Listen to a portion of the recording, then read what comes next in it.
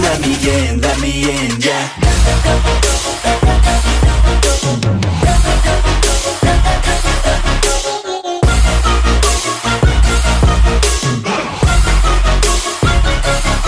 I'm grateful, oh yeah. What's going on, guys, and welcome to the Disrupt the Industry podcast. I'm your podcast host, Dre Canavati, and today we have a very, very, very special topic. So today we're going to talk about why me not training hard enough in the gym or correctly in the gym led to me now having my dream physique. So let's rewind back to when I first started my fitness journey. So I followed an influencer when I first started.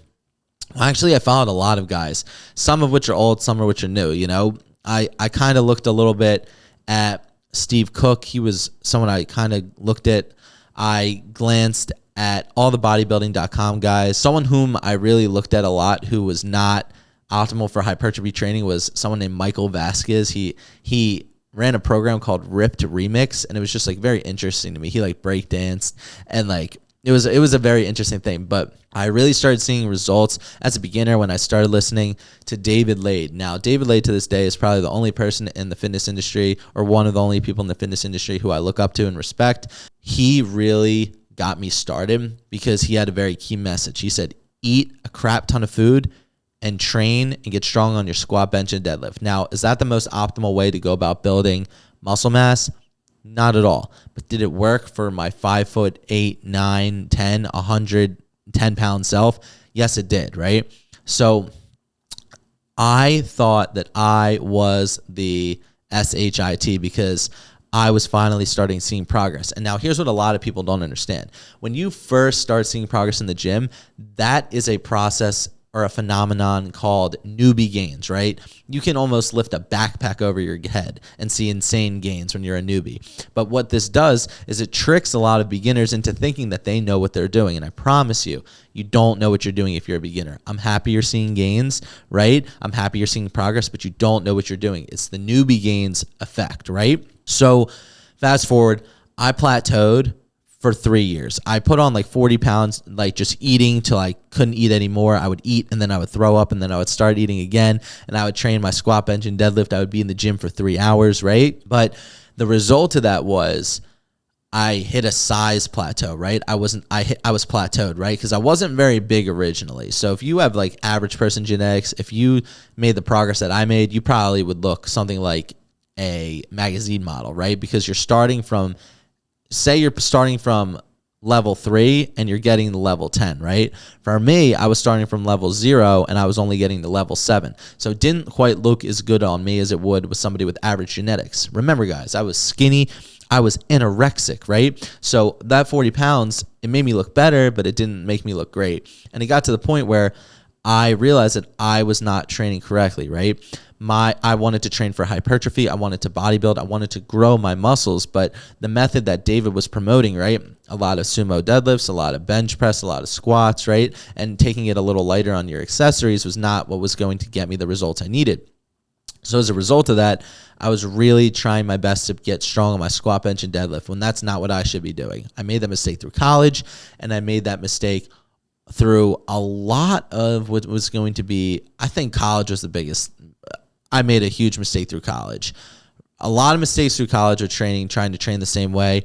And a lot of it at the beginning of quarantine, I was trying to train the same way. It was just definitely not, the beginning of quarantine too, was definitely not optimal. I would actually say even through quarantine, right? And I'll explain why my training was not optimal through college and quarantine. And that's just simply because of the fact that I wasn't training to failure. Now, I know a lot of you are familiar with progressive overload, right? But if you're not, I'm going to sum it up super quick. Progressive overload is how you see results in the gym. It's how you get stronger. Now, this doesn't mean stronger on your 3 rep sets or your 1 rep max. This means stronger on your 8 rep sets, your 10, 12, 15, 20 rep sets, right? You can hit progressive overload by adding weight to the barbell, dumbbell, or machine, sets to a given exercise, or repetitions to, again, a set, you know? So it's just a process of getting stronger in different ways. So I thought that if I was hitting progressive overload, I was getting stronger. So what I was trying to do is I was trying to adapt a powerlifting style of training using low RPE, or in normal person terms, I was trying to train further away from failure in order to get stronger, which I know that seems counterproductive, but that's how people power lift, so that I could get stronger. And I thought if I did that, I would get bigger because, hey, progressive overload is how you get bigger. Wrong. And this is how we get to the number one mistake that I made. And I was not training to failure. Now, guys, the literature shows that the closer a rep is to failure, the more growth it's going to stimulate. So if I do my final rep of my set and I'm going up and the rep takes 3 to 4 seconds to get up, that is the closest stimulus to growing I'm going to get. Okay? So let me explain. If I'm doing a set of 10 and on my 10th rep, I can barely get it up 3 to 4 seconds, 5 seconds, and I'm getting it up.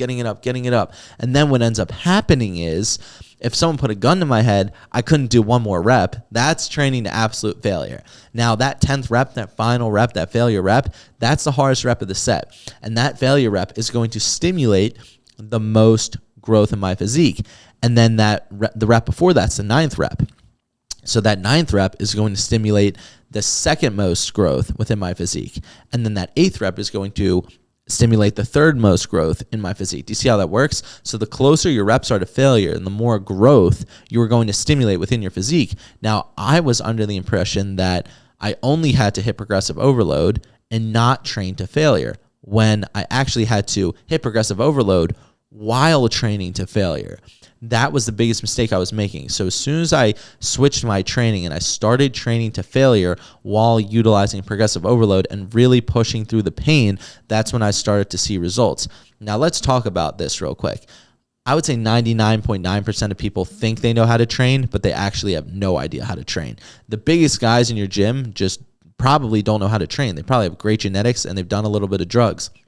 And that's fine. All power to them. But they're not the people you should be listening to. You should be listening to someone like myself who has the worst genetics ever when it comes to building muscle and has achieved what I would say to be my dream physique. Okay? So that being said, remember, you need to be training to failure while hitting progressive overload in order to stimulate growth and get a response. What I was doing before was I was training further away from failure and I was attempting to hit progressive overload and I wasn't seeing growth. And I was so confused as to why I was not seeing growth. And I wasn't seeing growth because I wasn't training to failure. And it makes total sense. So again, remember, hit progressive overload while training to failure. If you make sure your sleep is on point, if you make sure you're taking enough rest days so that you can go into the gym and hit the best progressive overload you can possibly hit, that's a whole different video, right? Using extra rest days in order to hit a higher number on your progressive overload and train harder to failure, right? And of course, if your nutrition's on point, so nutrition, sleep, recovery, if everything's on point and you're training to failure and hitting progressive overload, every single set you do, you will grow. That's personally how me not training to failure allowed me to dig deeper, hire different coaches, and realize that the reason I wasn't seeing success and growth in the gym was because I wasn't training to failure. There will be another video where I talk about, progressing with progressive overload while training to failure, and of course recovery when it comes to training to failure. If you're a little interested in that, you can go check out the starting from scratch videos. But thank you guys so much. God bless you. You're amazing. Don't forget to like the video, comment if you learned anything, or comment your favorite part, and subscribe to the channel. And I'm going to link my online fitness coaching application in the comment section below. If you think I'd be somebody that you'd like to work with, somebody who you would trust to help you to achieve the body of your dreams, you can go ahead and fill that out. So thank you so much. God bless you, and let's disrupt the industry. Yeah.